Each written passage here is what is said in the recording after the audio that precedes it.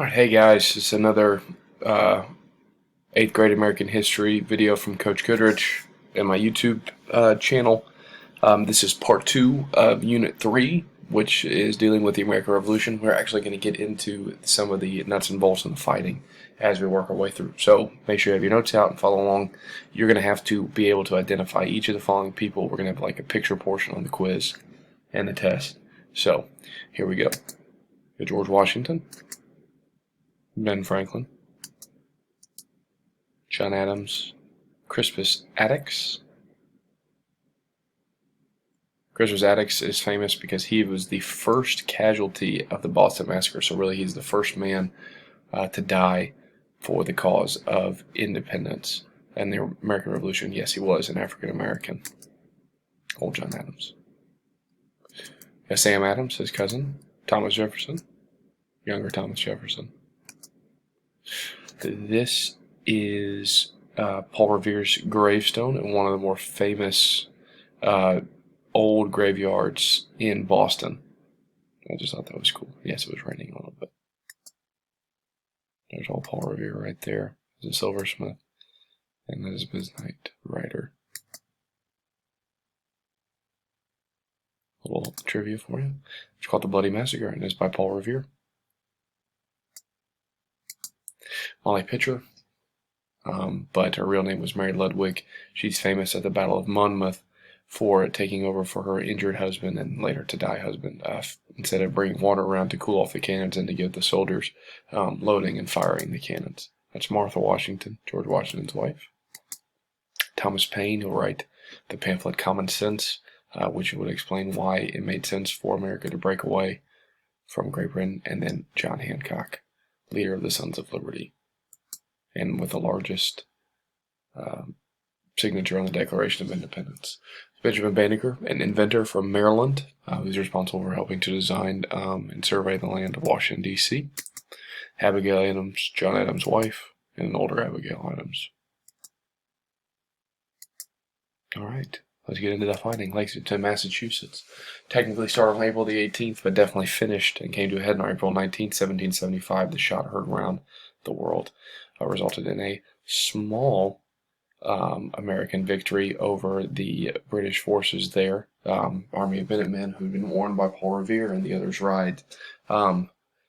that the British were coming, lined up with their guns, were driven back, or were pushed back at the beginning, but eventually pushed the British soldiers back and then took to chasing them all the way back to Boston.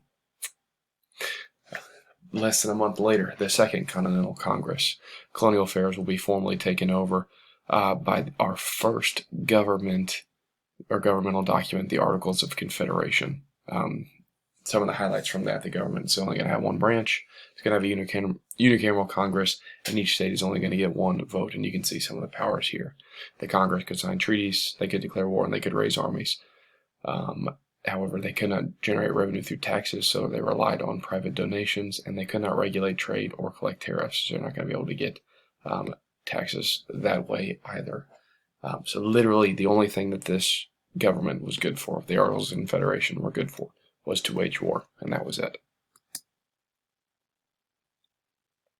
On July 5th, 1775, we send the Olive Branch petition to King George. It was a last-ditch effort to avoid war with Great Britain, saying, hey, if these demands are met, we'll stay loyal to the crown, we'll stay your colony. George received it and then destroyed it without looking at it.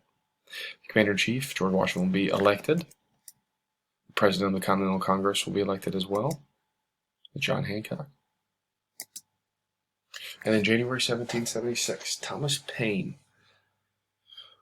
a guy who kind of failed at everything in his life, an immigrant from Scotland, would write a pamphlet that explained why it made sense for the colonies to become their own nation, widely circulated and read. Made him instantly famous and very wealthy for a time. So some of the major points. It's absurd for an island like Great Britain to rule a continent, or at least a very large country. Even if Britain were the mother country of America at one time, that just made her actions all the more horrendous, for no mother would harm her children so brutally. And America was not specifically a British nation. It was composed of influencing peoples from all of Europe and really from all around the world. That's where we get the idea of the melting pot from. Richard Henry Lee, who's going to have a very, very famous grandson or great-grandson, Robert E. Lee, eventually. He is a delegate from Virginia who's going to propose that the 13 colonies need to declare their independence from England now. They need to unite and break away. This is going to lead to a formation of a committee of 5, as what it was known, who are going to be in charge of coming up with a Declaration of Independence. You're going to have those 5 people are going to be Ben Franklin, who's the oldest, John Adams, Roger Sherman, Robert Livingston, and the youngest, Thomas Jefferson. Now, we all know that Thomas Jefferson wrote the vast majority of it. He is quoted by John Adams as being able to write circles around everybody. So he was chosen to do most of the heavy lifting. This is Independence Hall behind me, right here, where the document was first read and signed. And you can kind of see Thomas Jefferson in the background, or statue of him in the background right there. And yes, this is in Philadelphia. And there's the Liberty Bell.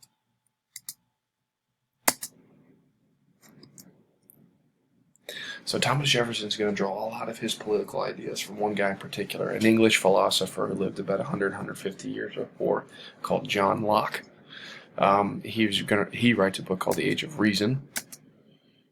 He does not come up with the idea of the social contract, but definitely believes in it heavily, and he believes in 3 basic natural laws that are given by God or given by your Creator. The rights to your life, the right to liberty, and the right to property. Because you are a human being, you have the right to protect your life. Because you're a human being, you have a right to seek your own personal liberty as long as that does not infringe upon someone else. And then property. Whatever you own, whatever you buy is yours, and no one can take that away. He's going to take that and tweak it a little bit. But the same ideas are going to be very, very prevalent. Declaration of Independence principles. Purpose of the government is to serve the people and to secure their rights. Governments in large get their power from the consent of the governed, so whatever the governed agrees to do, by voting in our case. People are created equal and have unalienable rights, including life, liberty, and Thomas Jefferson changes here, the pursuit of happiness. You are allowed to do whatever makes you happy, as long as it does not infringe upon the rights of someone else. The people have the right to then overthrow their government if their rights are taken away. And these are some of the major ideas that wind up in the Declaration of Independence.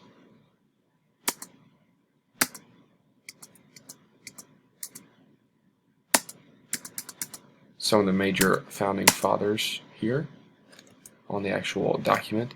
And you can see, wait for that thing to go away.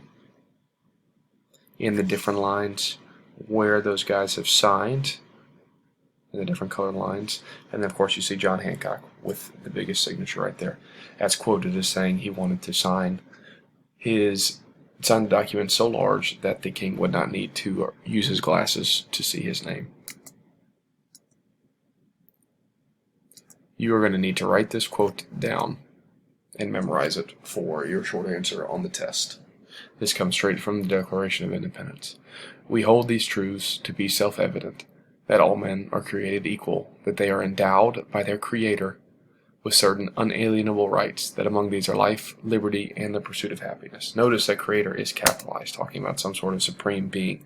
Now, talking about God, yes, but a lot of these founding fathers are going to be what we call deists, which means that they believe in the whole idea of what is going to be called the absentee watchmaker, which basically means that God exists and He created the world, but He made it so perfect, like a watchmaker, that He doesn't have to do anything in it, and He just leaves it alone and kind of watches it. It's like its own personal movie.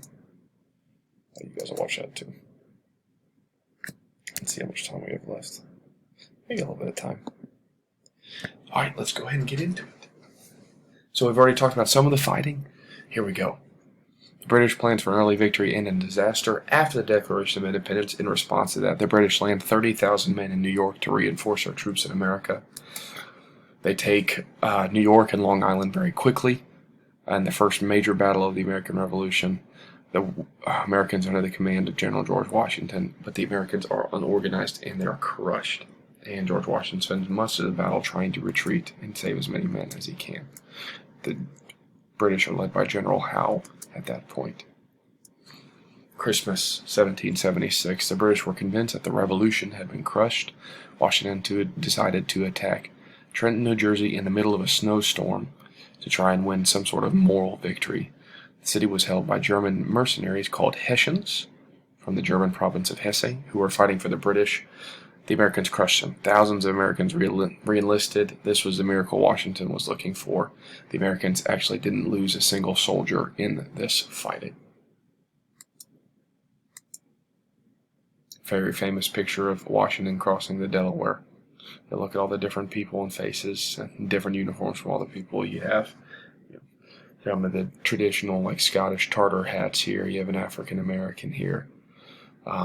Obviously, you got George Washington. You have the flag, which hadn't even been created yet. Some frontier people with their coonskin hats. It's more frontier people trying to show that a bunch of different people have been there. Another view of what it might have looked like crossing the Delaware River.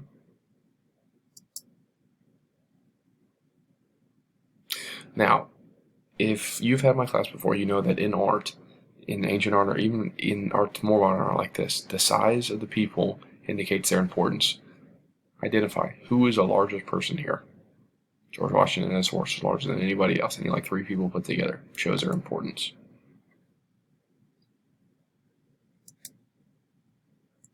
George Washington, almost during this time, rises to become like a god, and we have to be careful with this. It's called the principle is the Apotheosis of Washington. This is on the ceiling in the rotunda of our Congress building, and you have George Washington sitting up here with the rest of the Greek muses and some of the Roman gods as well. He becomes almost like this mythical figure, and he was a real person, and he had real flaws. But because of this, because of the success of the revolution, he becomes a national celebrity and our first real national hero. And that's a powerful thing.